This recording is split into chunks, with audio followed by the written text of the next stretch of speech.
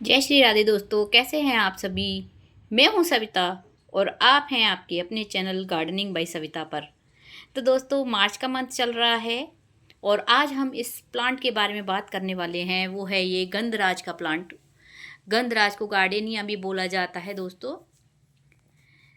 तो मार्च के मंथ में इसका अभी तक जो है डोरमेंसी पीरियड चल रहा था दोस्तों। और अब जैसे मार्च का मंथ है तो इसकी न्यू न्यू ग्रोथ स्टार्ट हो चुकी है।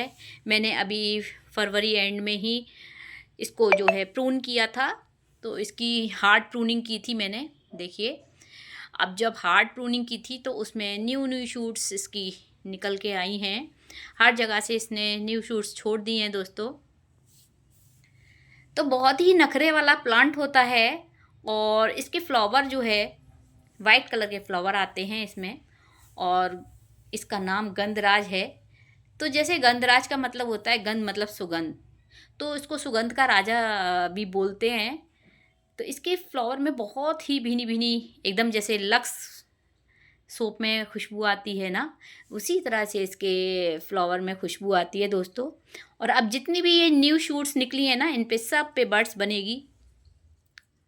देखिए जरा, जहाँ जहाँ से मेरी न्यू शूट्स निकली हैं इन पे सब पे बर्ड्स बनेंगी और बहुत ही इसकी सुंदर फ्लावरिंग होगी दोस्तों। तो मैंने जितनी भी इसमें प्रूनिंग की थी, हार्ड प्रूनिंग, तो देखिए उसका रिजल्ट आया है सामने। हर जगह से इसने न्यू शूट्स, देखिए हर जगह से न्यू शूट्स आई हुई हैं इसमें। और अच्छी सी इसकी अब ग्रोथ होने वाली है। तभी मैंने इसकी रिपोर्टिंग भी की थी।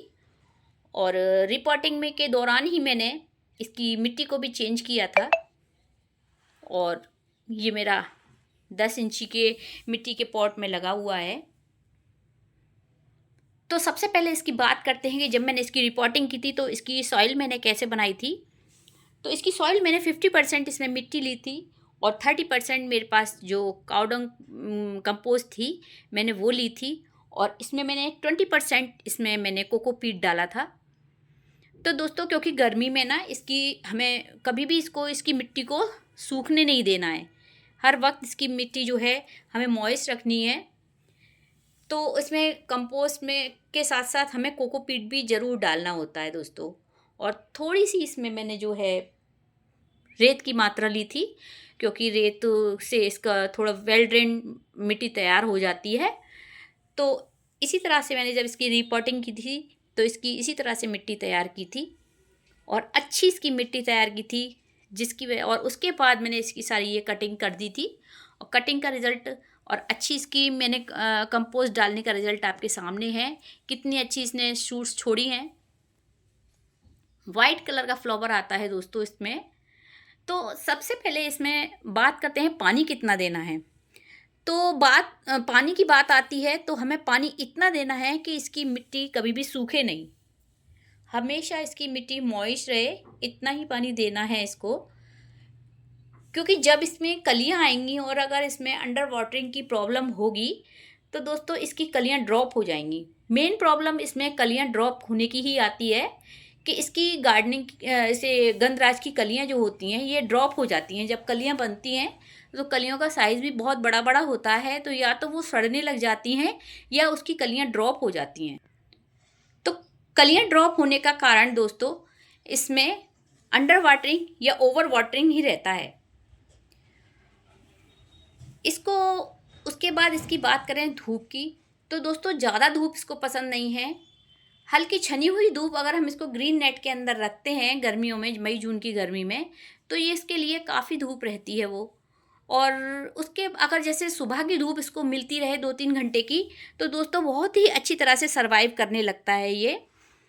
और अच्छी तरह से ही ये ग्रीनरी अपनी बिखेरता रहता है और फ्लावरिंग भी बहुत अच्छी करने लगता है दोस्तों। अब जैसे इसका पीरियड हो गया है, डोरमेंस से निकल चुका है ये, तो इसको हमें सबसे पहले तो जब हम खाद की ज़रूरत होती है, प्रूनिंग करने के बाद उसका रिजल्ट भी बहुत अच्छा आया है, जैसे कि आपके सामने आया है। अब बात करते हैं इसमें कीड़ा कौन सा लगता है। तो दोस्तों वैसे तो ये काफ़ी हार्ड पौधा होता है, इसमें कोई भी कीड़ा नहीं लगता है। पर अगर कोई इन केस कभी कभी पत्तियों के पीछे इसमें वाइट वाइट कभी कीड़ा लग जाता है, तो इसमें नीम स्प्रे हमें करना ज़रूरी होता है। नीम ऑयल को हम पानी में डाइल्यूट करके और इस पर स्प्रे करते रहेंगे तो ये बहुत ही अच्छी तरह से हमारे साथ बना रहेगा दोस्तों, और भर भर के फ्लावरिंग करेगा। और जैसे इसमें नई नई शूट आई हुई हैं, सब में फ्लावरिंग होगी, तो बहुत ही अच्छी इसकी खुशबू बहुत अच्छी होती है। इसी का इसका नाम गंधराज है, यानी कि सुगंध का राजा है।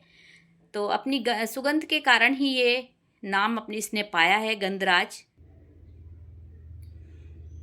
मिनिएचर वैरायटी से लेके और इसके प्लांट मैंने 7-8 फुट तक के भी देखे हैं दोस्तों।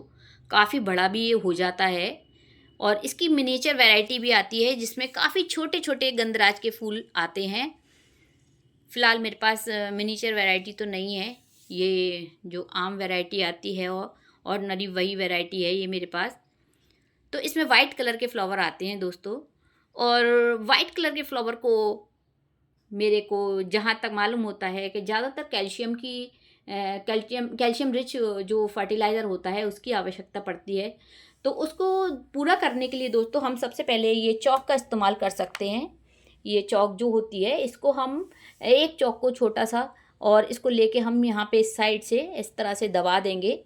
ये देखिए, तो इसकी ये जब पानी हो डालता रहेगा इसमें, और पानी डालते डालते ये अपने आप ही मेल्ट होती रहेगी और इसकी रिक्वायरमेंट को पूरा करती रहेगी दोस्तों। कैल्शियम की रिक्वायरमेंट जो होती है वो इसको पूरा करती रहेगी। और उसके बाद बात करें, अगर आपके पास चॉक अवेलेबल नहीं है दोस्तों, तो हम क्या इस्तेमाल ऐसा कर सकते हैं जिससे ये और भी ज़्यादा हेल्दी पौधा बना रहे और भर भर के हमें फ्लावरिंग करता रहे दोस्तों। तो उसके लिए बात करते हैं, हमारे पास ये देखिए, कुछ दिनों पहले मैंने ये बायो एंजाइम बनाया था। ये खट्टा जो दही होता है उससे बनाया था दोस्तों।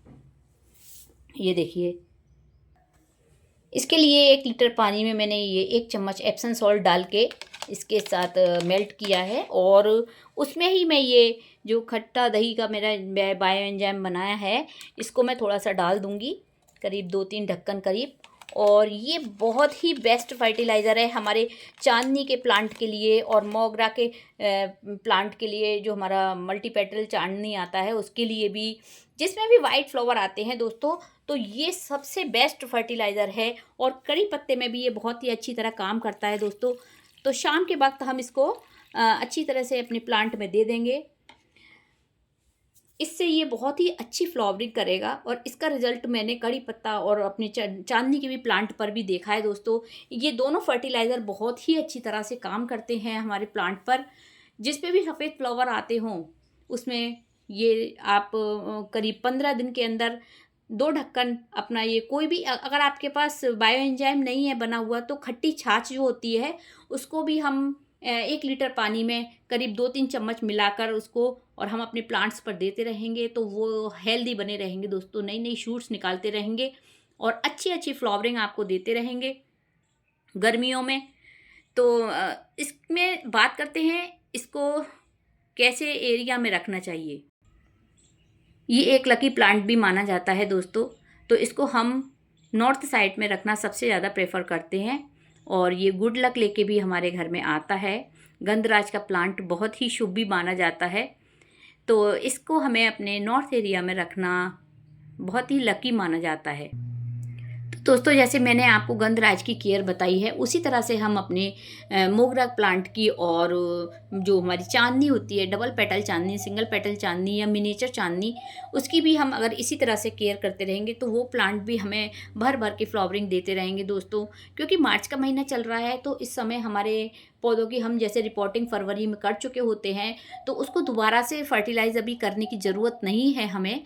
और वही जो हमने रिपोर्टिंग में ही उसमें खाद वगैरह दी थी वही डालता रहेगा। पर हमें लिक्विड खाद जो अपने होममेड फर्टिलाइज़र हैं वो ज़रूर देते रहना चाहिए दोस्तों, जिससे हमें और बेस्ट टू बेस्ट रिज़ल्ट हमें अपने फ्लावरिंग प्लांट पर मिलता रहे। और वो फ्लावरिंग प्लांट हमें इसी तरह से भर भर के फ्लावरिंग करते रहें, नई नई शूट्स निकालते रहें, जिससे आने वाली गर्मियों में हमें भर भर के फ्लावरिंग मिलती रहे और अच्छी अच्छी हमारे खुशबू से हमारा गार्डन महकता रहे दोस्तों। तो आपको मेरा वीडियो आज का कैसा लगा, प्लीज़ ज़रूर कमेंट में बताइएगा, और मेरे चैनल को सब्सक्राइब कीजिएगा और बेल आइकन को हिट करना मत भूलिएगा, जिससे आने वाले सभी वीडियो की नोटिफिकेशन आपके पास आती रहे। और एक प्यारा सा कमेंट ज़रूर कीजिएगा कि आपको मेरा वीडियो कैसा लगा। हैप्पी गार्डनिंग दोस्तों। सभी स्वस्थ रहें, व्यस्त रहें और गार्डनिंग करते रहें, जिससे आने वाले गर्मियों में हम अपनी एनवायरनमेंट को हरा रखें और ठंडक मिलती रहे दोस्तों। Bye bye, happy gardening.